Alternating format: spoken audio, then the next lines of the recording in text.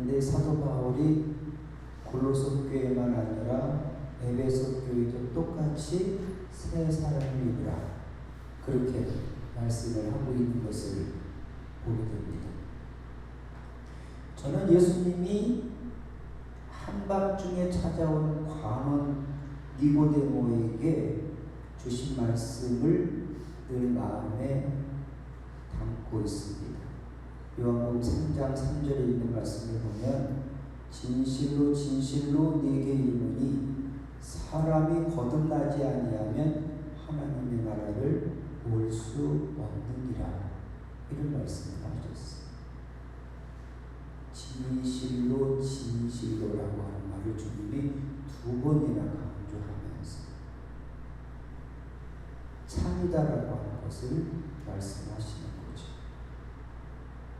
거듭난다라고 하는 것은 새로 난다는 것인데, 이것은 우리의 믿음의 내용을 규정하고 설명하는 절대적인 개념이라고 믿습니다. 우리는 누구나 부모를 통해서 생물학적인 출생을 하였습니다. 그리고 각자 인생의 길을 살아갑니다. 그런데 인생은 전도서에서 아주 적절하게 정리하고 있습니다. 전도서 1장 14절에 있는 말씀을 보면 내가 해 아래에서 행하는 모든 일을 보았노라. 보라, 모두 다 헛되어 바람을 잡으려는 것이로라, 그렇게 말했어요. 모두가 헛되어서 무엇을 잡는? 바람을 잡는 것과 같다는 것입니다. 그래서 그는 전도서 9장 3절에서 인생의 결국을 담담하게 진술하고 있습니다. 모든 사람의 결국은 인간이라. 이것은 해 아래에서 행해지는 모든 일 중에 악한 것이니 곧 인생의 마음에는 악이 가득하여 그들의 평생에 미친 마음을 품고 있다가 후에는 죽은 자들에게로 돌아가는 것이다, 그렇게 말했습니다. 굉장히 허무적으로 들릴 수 있지만 이것은 인간의 운명을 잘 요약한 것이고 보게 됩니다. 어머니 태중에 나와서 생물학적인 삶을 살아나가는 사람들이 끝에 경험하는 것은 죽음이라는 것입니다.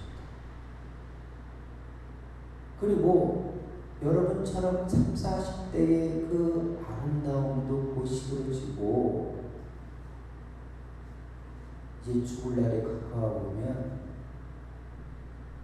회한, 아쉬움이 남는 것이 그 인생의 끝이다라고 말할 수 있는 것입니다. 저는 베네수엘라 지진 현장을 우연히 보았어요. 유튜브에 올라왔더라. 땅이 흔들리고 건물에서 사람이 뛰어나오고, 그런데 바로 앞에 있던 한 빌딩 건물이 순식간에 무너졌어요. 와, 몇 초 걸리지도 않아. 그 안에 사람들의 영문도 모른 채 죽음을 마주할 수밖에 없었겠다고 하는 생각이 나니까 아주 간단히 섬겨졌습니다. 하지만 그 누구도 이 같은 죽음을 상상하지는 않았을 것입니다. 저는 이런 마음을 가져봤어요. 아, 이 세상에서 안전지대는 없구나. 우리도 예외일 수 없다는 걸 가졌습니다. 그렇지 않아요? 그 안에 있는 건물 안에 있는 사람들. 한 번 흔들렸는데 몇만 명이 죽어야 하는 이런 현실들을 보면서 인생이라고 하는 것을 한번 생각해 보게 될 것입니다. 주님 하신 말씀이 뭐라고요? 누구든지 거듭나지 아니하면 하나님 나라를 볼 수 있다 없다. 주님의 첫 번째 우리에게 주시는 권면은 거듭나야 한다라는 것입니다. 예수님은 니고데모에게 다음 단계의 교훈을 주셨어요. 요한복음 3장 5절에 있는 말씀을 보면 진실로 진실로 네게 이르노니 사람이 물과 성령으로 거듭나지 아니하면 하나님의 나라에 들어갈 수 없느니라 그랬습니다. 거듭나야 되는데 무엇으로? 물과 성령으로 거듭나야 하나님 나라에 들어갈 수 있다는 것입니다. 그러므로 예수님의 말씀을 종합해 보면 하나님 나라를 보고 하나님 나라에 들어가려면 먼저 거듭나야 하는데 이는 물과 성령으로만 가능하다라고 하면 어찌 보면 다소 어려운 말씀을 우리들에게 하고 있는 것을 보게 되는 것입니다. 그러니까 거듭나야 된다라고 하는 그 말을 우리가 문장을 잘 살펴보면 거듭나기 이전의 상태에 있다는 것을 보게 돼요. 그것을 우리는 옛사람이라고 말할 수 있습니다. 혈육을 따라 사는 사람은 옛사람이죠. 그러니까 혈육은 이 세상에 맘두고 사는 사람입니다. 땅에 속해서 땅만 바라보고 살아나가는 사람이에요. 모든 인생은 다 그렇습니다. C.S. 루이스는 우리가 자리에서 일어나 예수 그리스도를 따르기 전에는 자연의 일부로 어머니 자궁 안에 머물러 있는 것과 같다고 이렇게 비교했어요. 예수님을 만나기 전에는 우리가 어머니의 자궁 안에 있는 것과 같다는 것입니다. 여러분, 어머니의 자궁은 세상에 주는 안전함입니다. 어둡고 따뜻한 자궁에 머무르는 쪽을 선택하는 것을 선호하지만 그는 말하기를 자궁에 계속 머물면 아기는 죽는다라고 말했어요. 적절한 비유라고 생각해요. 영적인 자궁이 이 세상이라고 본다면 여기 머물러 있으면 결국 죽을 운명이라고 하는 것입니다. 그러므로 중요한 것은 예수 그리스도를 알고 믿음으로 받아들이는 순간 영적 출생이 시작된다라고 말했어요. 오늘 작가는 다 알고 있다. 이 거듭난다는 표현을 이렇게 설명하는 거예요. 그런데 이 출산은 처음 태어날 때는 아기에게 선택권이 없지만 하지만 나중에 출산하는 영적인 출산은 선택권이 누구에게 있냐면 아기에게 있다는 거예요. 이게 다른 거예요. 여러분 태어날 때 뭐 여러분 선택권이 있습니까? 없잖아요. 하지만 거듭날 때의 선택권은 누구냐 하면 영적인 아기에게 있다라고 하는 것입니다. 그래서 물과 성령은 영적 출산을 위한 영적 도구인 것입니다. 여러분, 물은 새로운 출생을 위해 나를 잃어버리는 것입니다. 내가 있던 자리를 지워버리는 것입니다. 그래서 우리는 세례를 할 때 물을 우리 머리에 이렇게 붓고 또 침례를 하는 것입니다. 사도 바울은 이를 위의 것을 찾고 생각하는 것이다 라고 말했어요. 그러니까 이 땅을 향해 살아나왔던 사람들이 이 시선을 어디로? 위로 향하게 되는 것입니다. 여러분, 자리를 이동한다라고 하는 것은 단지 일어서기만 하면 되는 거죠. 일어나면 돼요. 자리를 이동하려면. 그리고 땅에 있던 시선을 하늘을 향하여 바꾸면 돼요. 어찌 보면 이론적으로는 간단하지만 우리들의 삶 가운데에서 자기 자리를 바꾼다라고 하는 것은 그렇게 결코 쉬운 것은 아닌 것입니다. 그러므로 골로새서 3장 2절에 보면 위의 것을 생각하고 땅의 것을 생각하지 이렇게 사도 바울은 우리들에게 권면을 하고 있습니다. 왜냐하면 너희가 죽었고 너희 생명이 그리스도와 함께 하나님 안에 감추어졌다. 이렇게 고상하게 말하고 있어요. 너희는 죽었잖아요. 그런데 예수 그리스도를 말미암아 그 생명이 그리스도와 함께 하나님 안에 감추어졌다는 거예요. 야, 멋있는 표현 아니에요? 우리들의 생명이 하나님 안에 감추어졌어요. 그러니까 살면서 우리는 땅에 있는 지체를 죽여야 하는 것입니다. 왜? 이로 인해서 하나님의 진노가 임하기 때문입니다. 땅에 있는 지체를 그냥 갖고 살아나가면 하나님의 진노가 임해요. 그 말은 무슨 말입니까? 아직도 내가 죽지 않았다라고 하는 것을 말하고 있는 거죠. 그래서 사도 바울은 죽이라, 벗어버리라 라고 하는 것을 가지고 죽여야 할 것 그리고 벗어버려야 할 것을 우리에게 설명을 하고 있습니다. 음란, 부정, 사욕, 악한 정욕, 그리고 탐심은 우상 숭배와 같으니 이는 죽이라, 이렇게 권면하는 것입니다. 내 안에 그것이 자꾸만 불쑥불쑥 올라오면 어떻게 돼요?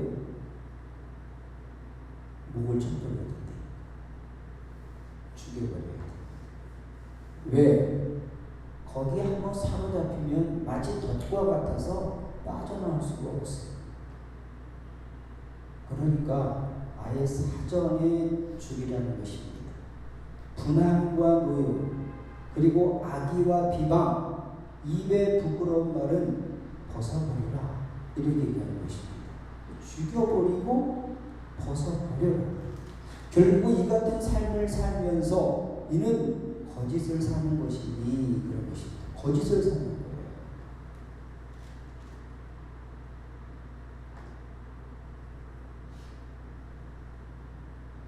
다만 옛사람과 그 행위를 벗어버려야 하는 것입니다. 이 포기의 지점에서 우리는 새로운 변화를 경험하게 된다는 것입니다.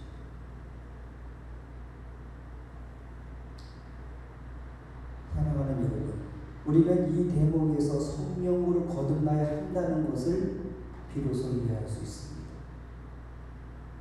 물은 그런 거잖아요. 우리를 지워버리고 말이죠. 우리를 죽여버리고 우리를 정하게 하는, 영적으로 말하면 주님의 영적 보혈로 씻김을 받는 것을 말하는 거죠. 거듭나야 됩니다. 회개하고 말이죠. 그런데 성령으로 거듭나야 한다는 것은 다른 말입니다. 우리가 우리 자신을 내려놓을 때 자신에게서 벗어나 그리스도 안으로 들어가게 되는 것입니다. 그런데 이는 우리의 생각을 넘는 방법으로 이루어진다는 것입니다. 우리의 생각의 방법을 넘어서 그것은 성령의 임재인 것입니다. 어찌 보면 물론 거듭난다라고 해서 내가 주체가 될 수 있지만 성령으로 거듭난다라고 하는 것은 하나님이 주체가 되는 거예요. 은혜를 경험하게 된다라고 하는 것입니다. 성령이 우리를 사로잡을 때 우리는 새로운 존재로 거듭나게 될 것입니다.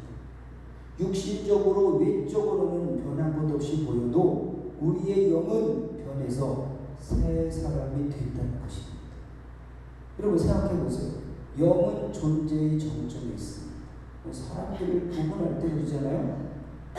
뭐가 있어요? 육이 있고, 뭐가 있어요? 혼이 있고, 그 다음에 뭐가 있어요? 영이 있어요.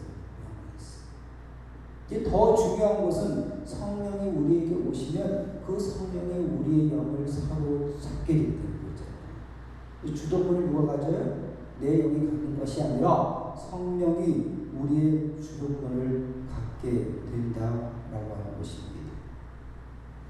성령은 우리의 영을 새롭게 해서 그리스도의 마음을 품게 하는 거죠. 이것은 이미 예수님께서 요한복음에 말씀하신 거예요. 성령이 너에게 오시면 그랬습니다. 그러면 그가 그리스도의 말씀을 생각나게 할 것이다 라고 하는 거예요. 성령이 우리 안에 임하면 우리들의 관심은 세상이 아니라 그리스도가 되는 거예요. 그걸 성령께서 계속 우리에게 가르치는 거예요. 그리고 그 말씀대로 살게 하신다라고 하는 것입니다. 사랑하는 여러분, 그런데 우리가 아는 것은 나를 벗어나면 벗어날수록 그만큼 더 그리스도 안에서 자기다워지는 신비를 경험하게 되는 것입니다. 네? 내가 나를 포기하고 점점 지어갈수록 느껴지는 것은 우리가 그리스도 안에 하나님 안에 더 가까이 있다는 것을 경험하게 되는 거예요. 이에 대해서 C.S. 루이스는 이렇게 확신을 말했어요. 우리의 진정한 자아는 그리스도 안에서 우리를 기다리고 있다. 할렐루야. 이해되시나요? 우리의 진정한 자아는 그리스도 안에서 우리를 기다리고 있다. 그러므로 그리스도 없이 나 자신이 되려는 노력은 무의미한 것이다 라고 강조했어요. 이것은 우리가 한번 새겨야 할 거예요. 여러분들이 살아가면서 바로 나의 생각들을 이렇게 한번 정립해 보는 것이 중요합니다. 그러므로 사도 바울은 오늘 골로새서 교회에 보내는 편지 3장 10절에서 이를 압축해서 보여주고 있는 것입니다. 한번 우리가 읽어보겠습니다. 골로새서 3장 10절입니다. 시작. 새 사람을 입었으니 이는 자기를 창조하신 이의 형상을 따라 지식에까지 새롭게 하심을 입은 자니라. 그랬습니다. 새 사람을 입었습니다. 자기를 창조하신 이의 형상을 따라 무엇에까지도 지식에까지도 새롭게 하심을 입은 자다라고 말씀하고 있습니다. 그럼 우리들이 궁극적 관심은 무엇이냐? 우리가 어떻게 새 사람으로 살 것이냐는 것입니다. 굉장히 어렵잖아요. 그죠? 거듭나야 되는데, 물과 성령으로 거듭나야 되는데, 옛사람과 새사람에 대하여 관심을 가진 사도 바울이 자신 있게 말할 수 있는 것은 그의 체험에서 나온 것이기 때문입니다. 우리가 여기에서 분명히 하는 것은 옛사람의 정체. 아놈이라는 말 들어보셨나요? 아놈이 분별할 수 없는 걸 아놈이라고 해요. 무엇이 옳고 그름인지. 그레시암이라는 말 들어봤나요? 그레시암 법칙이라고 하는 것은 악이 선을 엎어버리는 경우, 선이 악이 선이처럼 되어버리는 거예요. 그레시암이라고 말합니다. 그러니까 우리가 살고 있는 이 세상을 규정하기 위해 학자들이 이 아노미와 그레시암이라고 하는 법칙을 통해서 설명을 하고 있는 것입니다. 바로 이것을 사도 바울은 목격했습니다. 여러분, 그는 독실한 유대인으로서 율법의 사람이었어요. 그러니까 그가 예수를 믿기 전에 잘 사는 거예요, 못 사는 거예요? 나름대로 그의 종교 안에서 잘 사는 사람이에요. 바리새인으로서 아주 깨끗하게 하나님만을 믿는다고 여기고 살아갔습니다.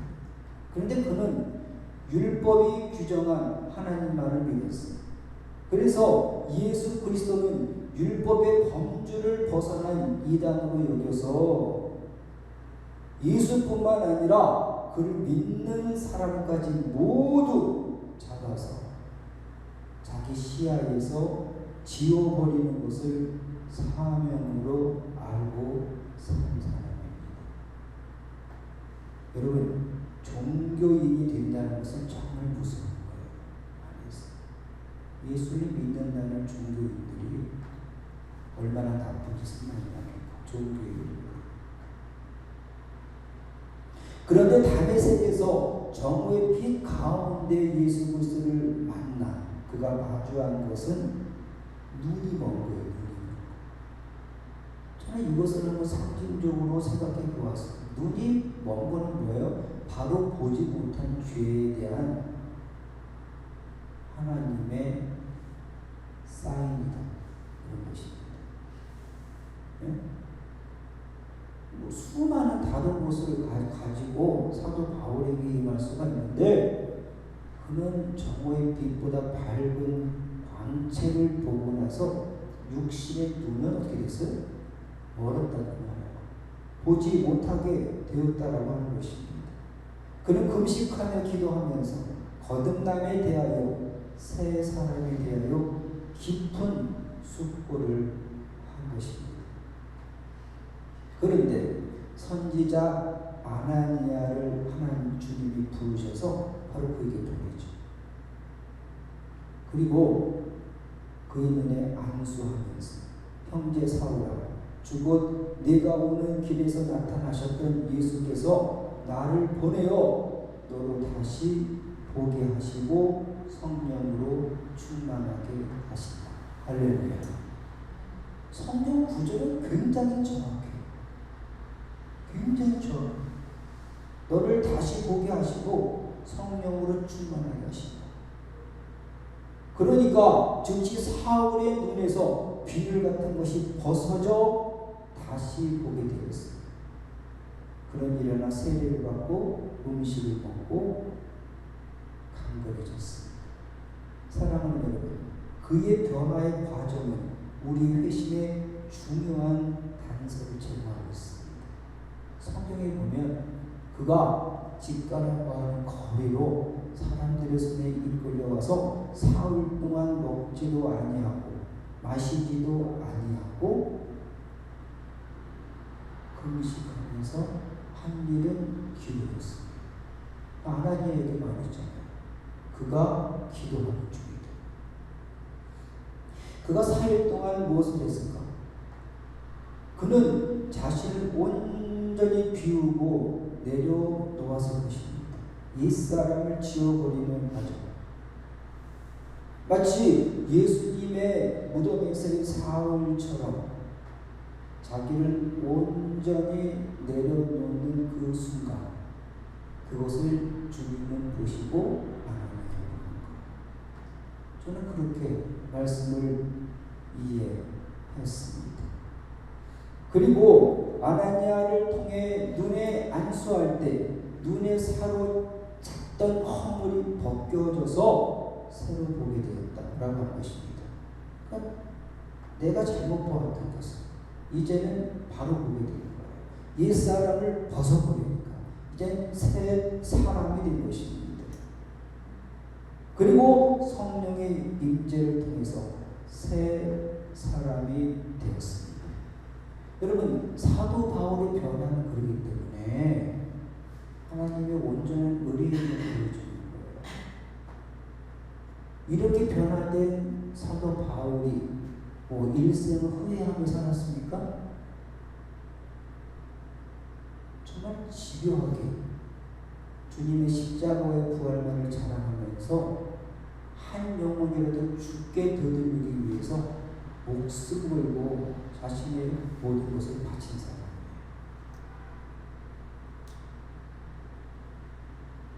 이것이 거듭난 사람이 보여주는 한 단면이라고 하는 것입니다.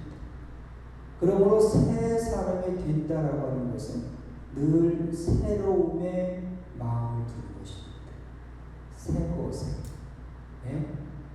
이전 것에, 과거에 매일 필요가 없는 거예요. 앞의 것에, 항상 새로운 것에 마음을 두는 것입니다. 옛 것에 매여 있으면 새 것을 품을 수가 없어요. 그러니까 예수님은 새 포도주는 새 부대에 넣어야 한다고 말하는 거예요. 새 포도주를 자꾸 묵은 내 육신에 담으면 어떻게 돼요? 그냥 다 버리는 거예요. 포도주도 버리고 포도주를 담는 가죽 부대를 버리고 새 포도주는 어디에? 새 부대에 담아야 되는 것입니다. 하나님의 성령을 그리기 때문에 우리가 아직 육으로 가득 차 있는 곳에는 들어올 수 없다. 없다. 많은 사람들이 오히려 하는 거예요. 성령을 받았다. 성령을 어떻게 받았냐? 사도 바울이 자기가 본 것이 자기의 열심이 그리고 지금 자기가 받았던 은혜가 전부라고 생각하는 모든 것이 잘못됐다라고 하는 것을 깨닫는 순간이 그가 4일 동안 먹지 않고 마시지도 않고 기도하는 순간이에요. 똑바로 보려고 하는 것입니다. 똑바로 보려고 하는 거예요. 내 안에 있는 육적인 것이 가득 차 있는데 성령은 절대 오지 않습니다. 그냥 내 생각일 뿐이야. 사도 바울의 이전 생각, 육의 생각일 뿐이라라고 하는 것입니다. 그런 면에서 본다면 우리가 구원받는다는 것이 얼마나 어려운가라고 하는 것입니다. 내가 성령을 받아도 악한 영은 자꾸만 우리들 마음속에 육의 것을 집어넣으려고 하는 거예요. 쑥 들어오면 어떻게 돼? 성령은 나가버리는 거잖아. 사도 바울, 사울을 한번 보세요. 사울. 예? 차를 타고 오다가 그 김연아 사모 그런 거 아니에요. 하나님도 실수하시는 거예요. 예? 하나님 실수하는데 당신 그러면 큰일 나. 하나님 나라에 소환돼가지고 법정에서 맡기려고 그러는 거예요. 그러니까 사울 같은 얘기를 하는 거예요. 하나님의 선택이 잘못됐다는 거예요. 그러면은 사울 같은 사람을 아예 선택하지 말아야지. 내 그런 소리 하지 말라고 그랬어. 예? 그가 하나님 앞에 바른 마음을 품어서 성령이 들어왔는데 그가 권력을 잡고 그리고 욕심이 들어와 버려서 그 마음속에 들어와 버리니까 하나님을 향한 생각이 없어져 버린 거예요. 여러분 성경에 보면 하나님이 사울을 너무 사랑했습니다. 2번이나 기회를 준 사람은요 솔로몬과 사울밖에 없어요. 하나님이 기회를 2번이나 줬다니까. 돌이킬 기회를. 하지만 그들은 돌이키지 않았습니다. 결국 그래서 하나님이 영이 떠나가니까 사울이 아무것도 할 수 없었어요. 네? 무당을 찾아가서 죽은 사무엘을 불러달라고 한 거예요. 아무리 기도를 하고 아무리 해도 하나님이 그와 함께 하지 않아요. 그것은 우리들에게 주는 굉장한 메시지가 될 것입니다. 생로병사의 비밀이라고 하는 것 언젠가 성장 호르몬에 관한 그런 보도가 있었습니다. 성장 호르몬 어떻게 되나요? 성장 호르몬은 우리를 젊은 그리고 어린 아이들이 성장 호르몬이 있어야 되잖아요. 그래서 어떻게 돼? 성인이 될 때까지 쑥쑥쑥 자라나는 거예요. 그런데 연구진들은 이런 연구를 한 것입니다. 그러면 성장 호르몬이 내가 다 성장했어요. 더 이상 성장 호르몬이 할 일이 없어. 그래서 추적한 것입니다. 그러면 이 성장 호르몬이 어떻게 하고 있나? 그거를 연구한 거예요. 그런데 그들이 놀라운 결과를 보여주고 있는 것을 보게 됩니다. 성장 호르몬은 운동을 통해서 자신을 단련하고자 하는 사람들에게 노화를 방지하는 역할을 수행한다. 인물을 바꿔버리는 거야. 성장시키는 것이 아니라 이제는 운동하고 그 자기 몸을 지키려는 사람들에게 노화를 방지할 수 있도록 이 성장 호르몬이 일한다는 거예요. 좀 깜짝 놀랐습니다. 그러니까 성장 호르몬이 소멸되는가 소멸되지 않는 거예요. 어떤 이에게는 소멸되지만 어떤 이에게는 소멸되지 않았습니다. 운동 안 하고 내 몸을 향해서 움직이지 않으면 이 성장 호르몬은 스스로 생성을 멈춤으로써 노화를 가속시킨다. 이런 결과를 갖게 하였습니다. 저는 하나님 앞에서의 삶도 이와 같겠다라고 하는 믿음을 가져보는 겁니다. 우리에게 하나님은 영적 성장 호르몬을 주셨습니다. 그게 뭘까요? 영적 호르몬. 이것은 분명히 은혜잖아요. 우리 몸을 보존하고 지킬 수 있는 은혜인데 그것은 성령의 도우심이라는 게 있습니다. 성령을 우리에게 주셨어요. 성령은 누구를 도와? 나를 도와.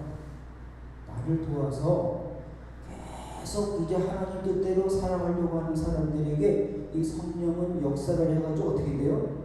내가 영적으로도 건강하게 만들어주는 거예요. 맞죠? 우리를 건강하게 만들어주는 것입니다. 하지만 우리가 하나님의 뜻대로 산다고 말은 하지만 안 살아요. 그러면 성령은 어떻게 되나요? 소멸되는 거예요. 소멸돼서 영적으로는 점점 노화를 거듭하게 된다라고 하는 것입니다. 이 말씀을 마무리하기를 원합니다. 우리는 날마다 새롭게 거듭나야 될 것입니다. 세포도 마찬가지예요. 우리 눈에는 보이지 않지만 소멸과 생성을 계속 반복하는 거예요.